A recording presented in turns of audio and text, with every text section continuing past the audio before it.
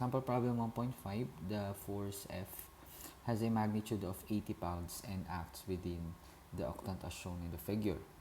Determine the magnitudes of the x, y, z components of F. Okay, so let's analyze this problem. Ano yung mga given dito? So, given yung force F na 80 pounds, and then, kung nagpapansin nyo class note, may mga given na direction angles.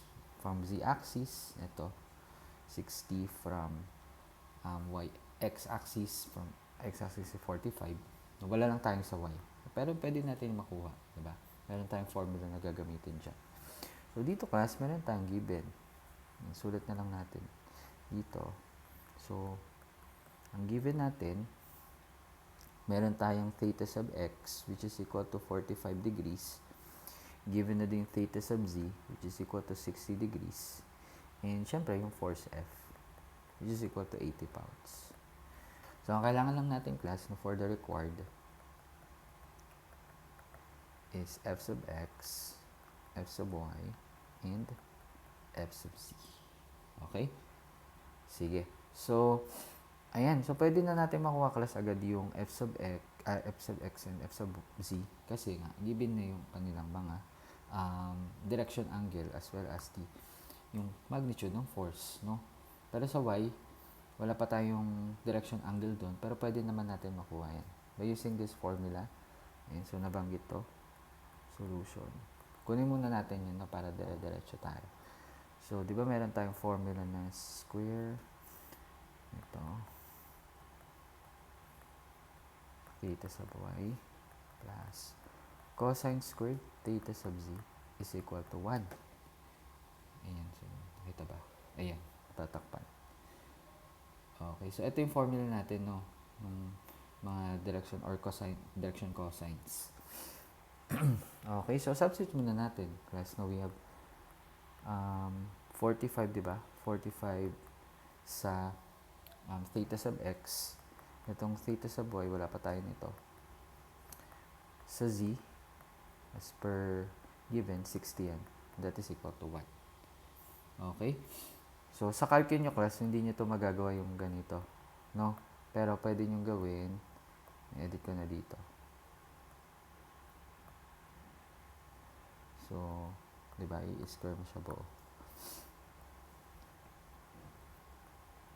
Yan. So, equal lang yan pag ganyan. Tapos, dito. Okay. Tapos, dito. Isin lang natin. Okay. Ayan. What is the value of theta sub y using that equation?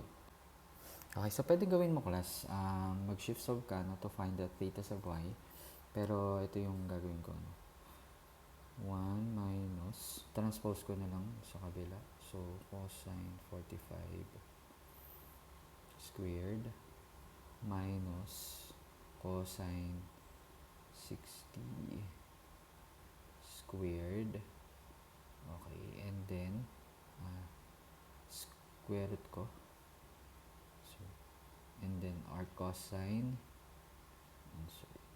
So that is 60. Okay. 60 degrees.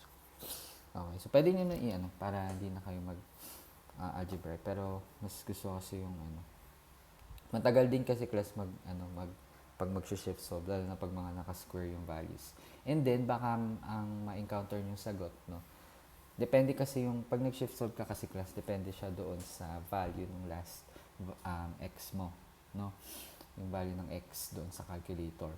So, baka may ma-encounter kayo na malaking angle. So, let's say for example, yung mga coterminal angles ng 60 degrees, like 420 degrees, yung mga 420 plus 360, mga 780. Depende kasi doon sa last value ng x mo doon sa calculator.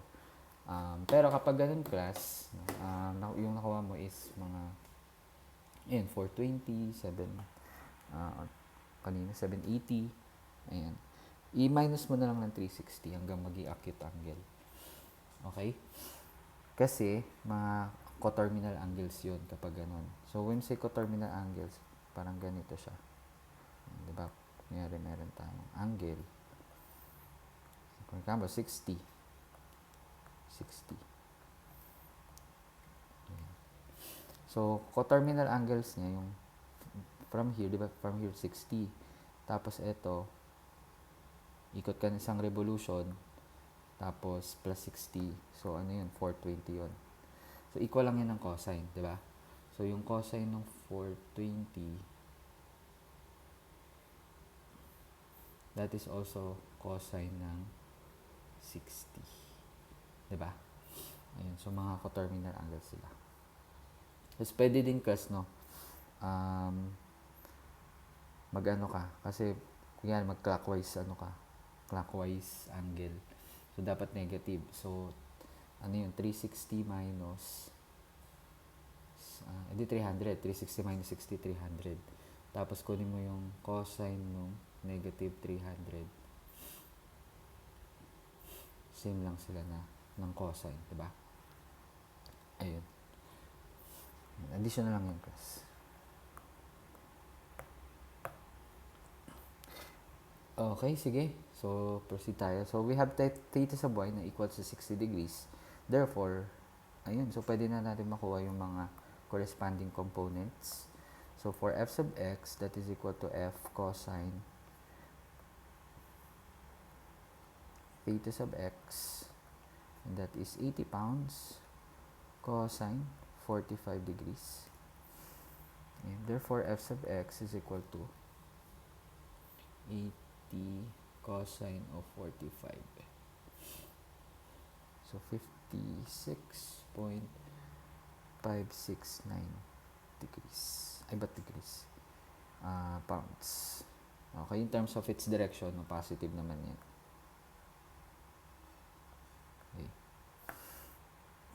Next, for f sub y, and that is equal to f cosine of theta sub y, 80 pounds cosine of 60. Therefore, f sub y is equal to, nabura pa, 80 cosine of 60 and 40 pounds. Okay. And same lang naman sila, di ba class, ng direction angle. So, ibig sabihin yung f sub z, kasi 60 degrees din yun 40 pounds din siya. Okay. Ayun. So, the answers are 56.569 pounds, and then for y and z, 40 and 40 pounds. Okay. So, yun lang class. Thank you very much.